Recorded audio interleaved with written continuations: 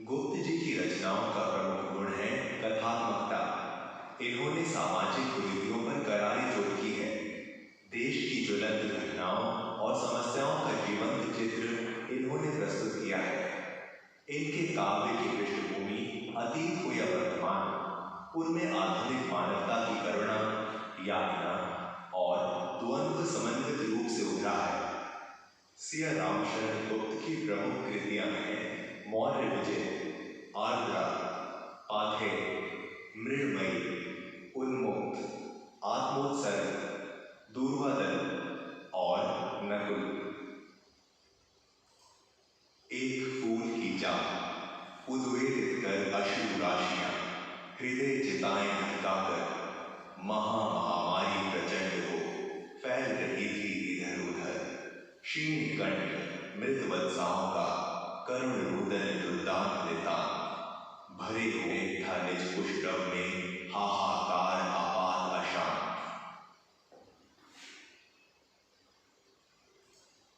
शब्दार्थ।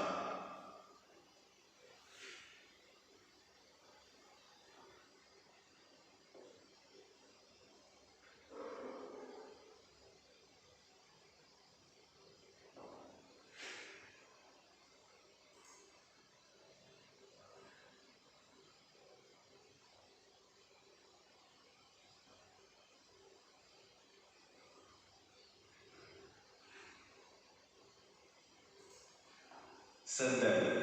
प्रस्तुत पंक्तियां हमारी पाठ्य पुस्तक स्पर्श की कविता एक फूल की चाह से अवतरित है। यह मर्म स्पर्श कविता सिया रामशरण गुप्त जी द्वारा रचित है। प्रसंग। प्रस्तुत काव्यांश के माध्यम से महामारी के फैलने का अत्यंत मार्मिक वर्णन किया गया है। भावार्थ। प्रस्तुत पंक्तियों के माध्यम से कवि ने महामारी के प्रचंड प्रकोप का वर्णन किया है। चारों ओर महामारी फैली हुई है। महामारी से पीड़ित लोगों की आंखों से आंसू की झड़ियां उमड़ आई थी। उनके हृदय चिताओं की भांति धधक उठे थे। सब लोग दुख से बेचैन थे। अपने बच्चों को मृत देखकर उनकी माताएं करुण स्वर में रो रही थी। चारों तरफ अत्यधिक व्याकुल कर देने वाला हाहाकार मचा हुआ था। वहां का वातावरण अत्यंत हृदय विदारक था। शिल्प सौंदर्य। भाषा सरस, सरल व मर्मस्पर्शी है। खड़ी बोली का प्रयोग किया गया है। भाषा में लयात्मकता व गीतात्मकता है। भावों को कथात्मक रूप में प्रस्तुत किया गया है। भावात्मक, कथात्मक, संवादात्मक व उदाहरणात्मक भाषा शैली का प्रयोग है। महामारी प्रचंड फैल रही थी इधर उधर में मानवीकरण अलंकार का प्रयोग किया गया है। हृदय चिता में रूपक अलंकार है। तत्सम प्रधान शब्दावली का प्रयोग मिलता है। बहुत रोकता था सुखिया को, ना जा खेलने को बाहर, नहीं खेलना रोकता उसका, नहीं ठहरती वह पल भर। मेरा हृदय काम उठता था, बाहर गई निहार उसे, यही मनाता था कि बचा लूं किसी भांति इस भार उसे। शब्दार्थ।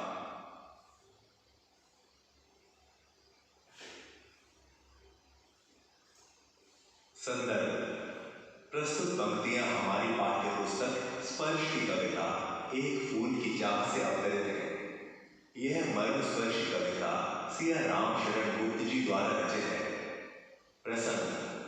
प्रस्तुत काव्यांश में भयभीत पिता की भावनाओं का मार्मिक चित्रण किया गया है।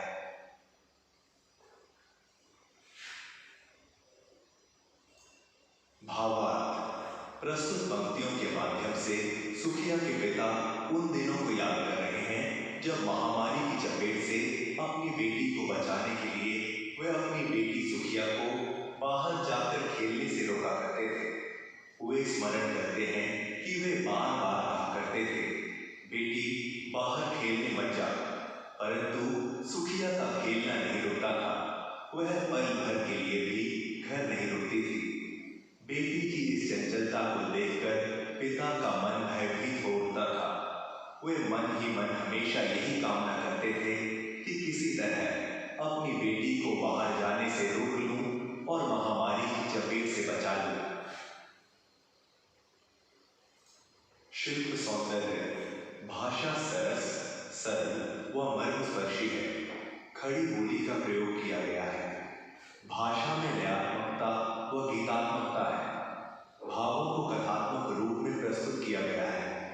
भावात्मक, कथात्मक, संवादात्मक व उदाहरणात्मक भाषा शैली का प्रयोग है।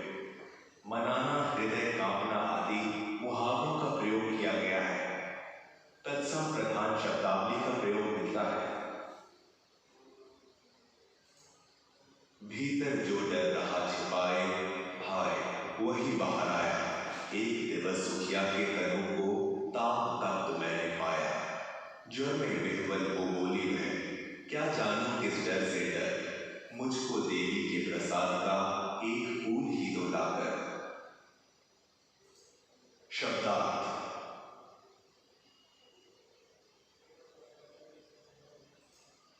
संदर्भ।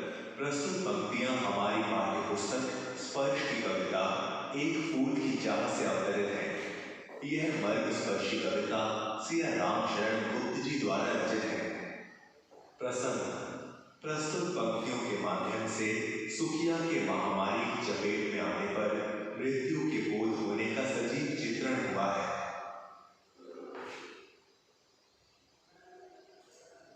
भावार्थ। सुखिया के पिता कहते हैं कि उन्हें जिस बात का डर सता रहा था वही बात सत्य हो गई।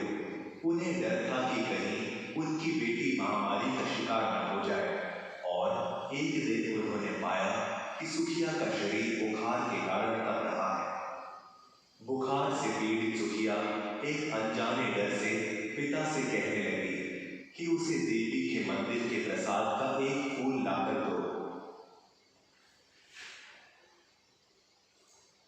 शिल्प सौंदर्य।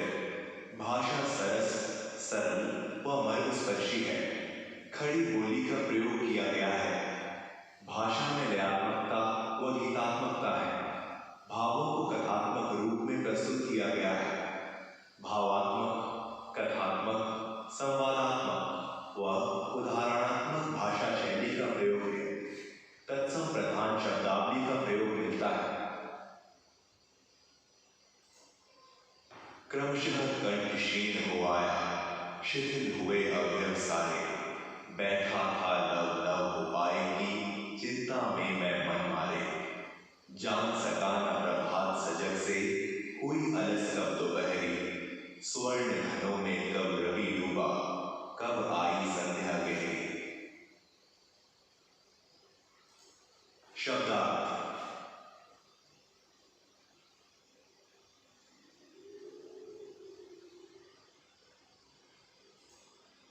संदर्भ।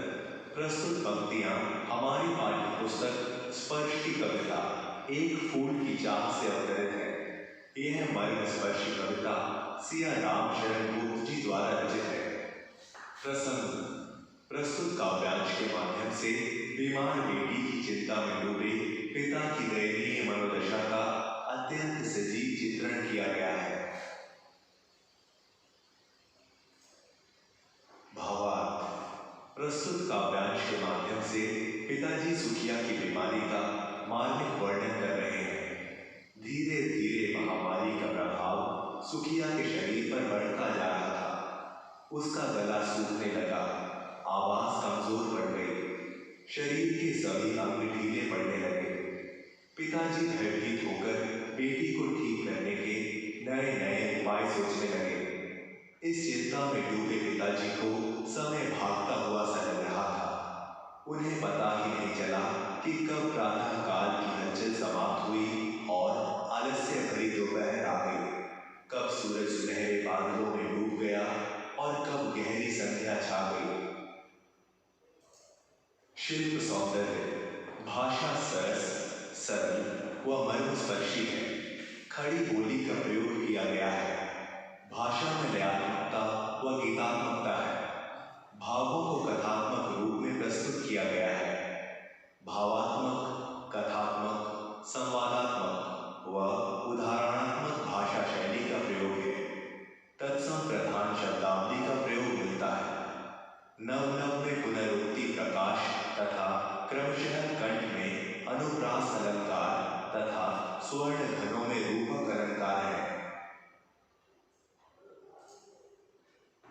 सभी ओर दिखलाई दी बस अंधकार की ही छाया, छोटी सी बच्ची को ग्रसने कितना बड़ा दिन आया।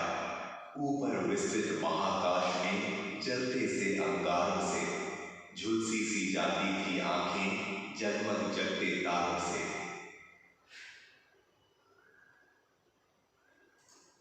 शब्दार्थ।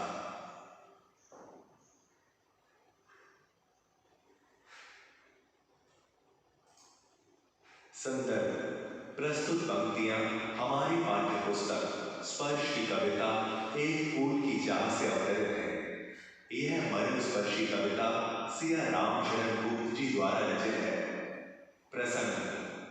प्रस्तुत काव्यांश में सुखिया की असाध्य बीमारी का सजीव व कारुणिक चित्रण किया गया है।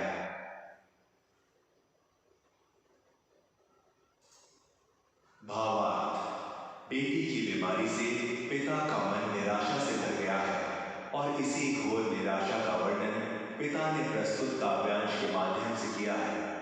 पिता कहते हैं कि उन्हें चारों ओर अंधकार दिखाई देता है, अर्थात उन्हें कोई आशा की किरण दिखाई नहीं देती। वे मन की व्यथा को दर्शाते हुए कहते हैं कि अपनी बेटी की दयनीय स्थिति देखकर उन्हें ऐसा प्रतीत होता है जैसे उनकी नन्ही सी बेटी को निगलने के लिए विशाल अंधकार चला आ रहा है। जिस प्रकार खुले आकाश में जलते हुए अंगारों के समान तारे जगमगाते हैं, उसी की भांति सुखिया की आंखें तेज ज्वर के कारण जल रही थी। शिल्प सौंदर्य। भाषा सरस, सरल व मर्मस्पर्शी है। खड़ी बोली का प्रयोग किया गया है। भाषा में लयात्मकता व गीतात्मकता है। भावों को कथात्मक रूप में प्रस्तुत किया गया है। भावात्मक, कथात्मक, संवादात्मक व उदाहरणात्मक भाषा शैली का प्रयोग है। तत्सम प्रधान शब्दावली का प्रयोग मिलता है। तिलित का मानवीकरण किया गया है। जलते से अंगारों और जगमग जागते तारों से में उपमा अलंकार है।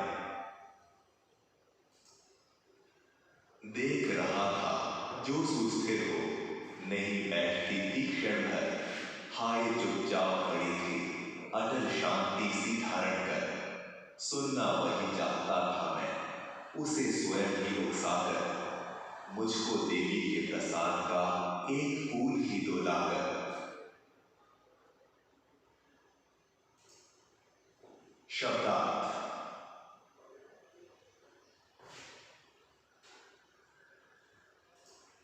संदर्भ।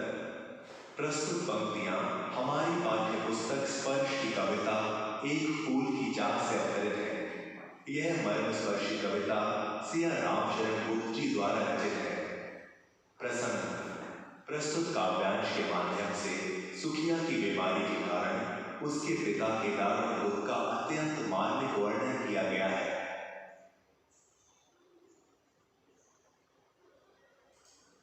भावार्थ।